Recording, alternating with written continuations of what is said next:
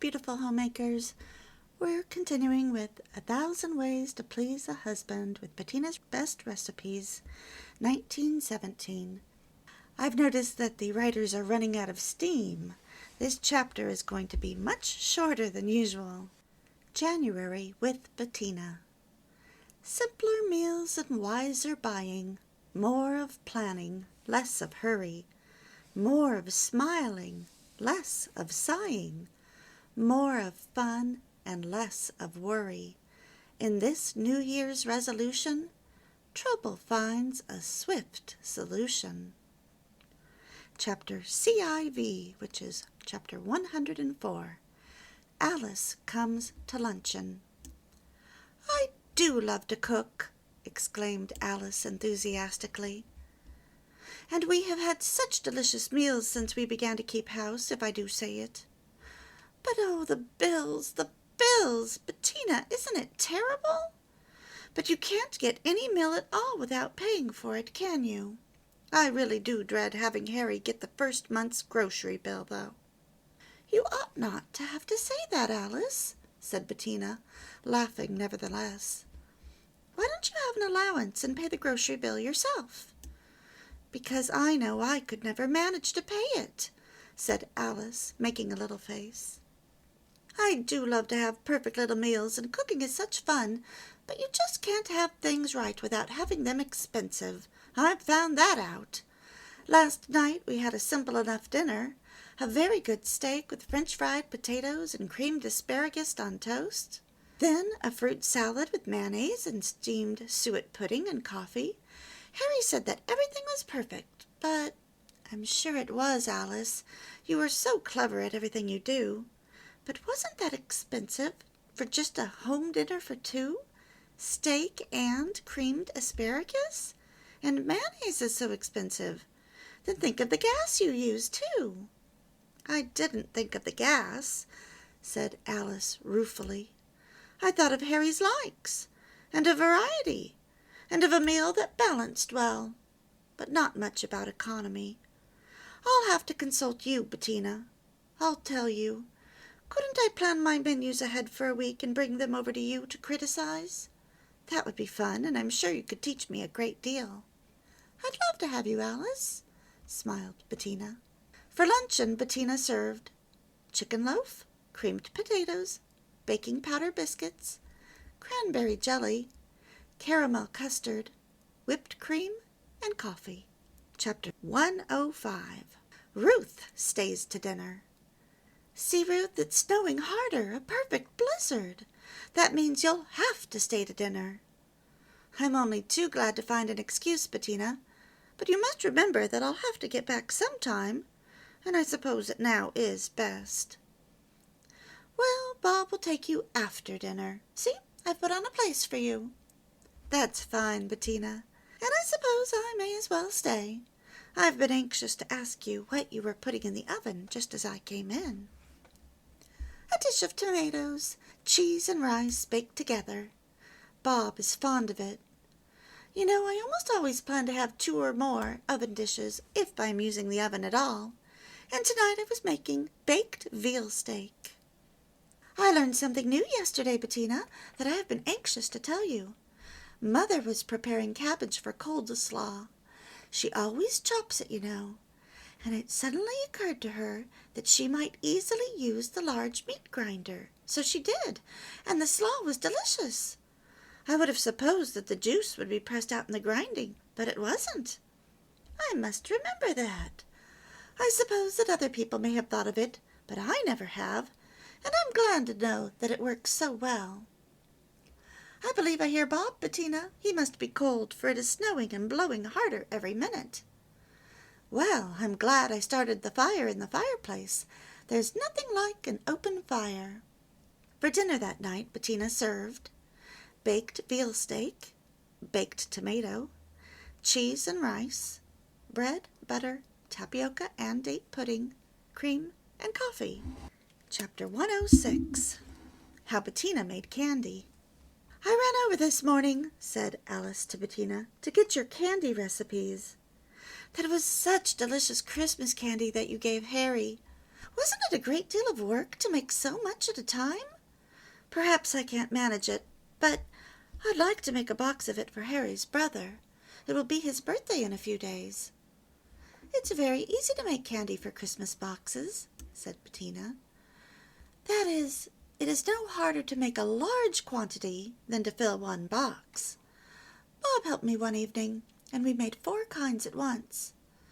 I had already stuffed some dates and made some candied orange peel, so you see, when the candy was made, it was fun to fill the boxes with a variety of things.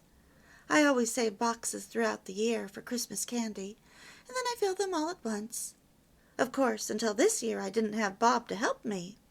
He enjoys it, you know, and 2 people can make it so much more quickly than one. Next year, said Alice, I think I shall make Christmas candy, a quantity of it, so that I can put a box of it in every family box that I send.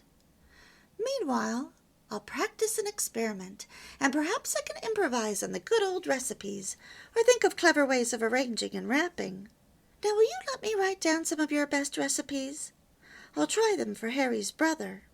The candies that Bettina made were chocolate fudge, white fudge, peanut brittle, peanut fondant. Chapter 107, Ruth's Plans. And so, Bettina, said Ruth, sitting down on the high stool in Betty's neat little kitchen, Fred says we'll begin the house early in the spring, as early as possible, and be married in May or June. What perfectly splendid news, said Bettina. I'm just as glad as I can be. We've waited so long, said Ruth wistfully. Of course, if it hadn't been for the war, it did interfere so with business, you know, we would have been married last spring. I know, said Bettina sympathetically. But you'll be all the happier because you have waited. I want you to help me a great deal with my plans, said Ruth. I've had time to do lots of sewing, of course, but I haven't thought anything about the wedding except that it will be a quiet one. And I want to ask you so much about house furnishings, curtains, and all that. I'd love to help, cried Bettina with enthusiasm. There isn't anything that is such fun. Oh, Ruth! Gracious me, what? Cried Ruth, for Bettina had jumped up so suddenly. Poor Ruth, laughed Bettina. I didn't mean to frighten you. I forgot my cake, that was all, and I was afraid it had burned, but it hasn't. A minute longer, though.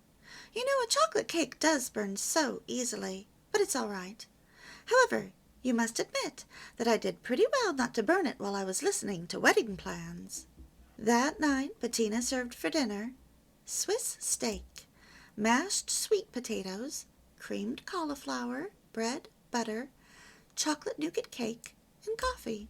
Chapter 108, A Luncheon for 3. Oh, Bettina, what a perfectly charming table! Exclaimed Alice, while her guest from New York, in whose honor Bettina was giving the little luncheon, declared that she had never seen a prettier sight. But it's your very own Christmas gift to me that makes it so, declared Bettina with flushed cheeks. For Alice's deft fingers had fashioned the rose nut cups, now holding candied orange peel, and the rosebuds in the sunset shades in the center of the table. They are almost more real than real ones. I can scarcely believe that they're made of crepe paper. The square luncheon cloth on the round table was of linen, decorated with a cross-stitch design in the same sunset shades, so that the table was all in pink and white. A French basket enameled in an ivory color held the rosebuds, and another Christmas gift to Bettina was the flat ivory basket filled with light rolls. The luncheon napkins matched the luncheon cloth, as the guests noted, and the menu matches everything else, exclaimed Alice. I'm glad you like it, said Bettina. I have eaten chicken a la king often at hotels and restaurants, but until recently it never occurred to me to make it myself, and it isn't difficult to make either. You must give me the recipe, said Alice. For luncheon, Bettina served chicken a la king, toast, light rolls, butter, Bettina salad, salad dressing, cheese wafers, strawberry sherbet, hickory nut cake, coffee, and candied orange peel. Chapter 109. The Dixons Come to Dinner. "Shall I open this jar of grapefruit marmalade?" asked Charlotte, who was helping Bettina to prepare dinner. "Yes, Charlotte, if you will." "How nice it is, Bettina. How long do you cook it before you add the sugar?" "Well, that depends altogether on the fruit. Sometimes the rind is so much tougher than at other times. You cook it until it's very tender, then add the sugar and cook it until it gels." "There's another thing I'd like to ask you, Bettina. How on earth do you cut the fruit in thin slices? Isn't it very difficult to do?" "Not with a sharp knife.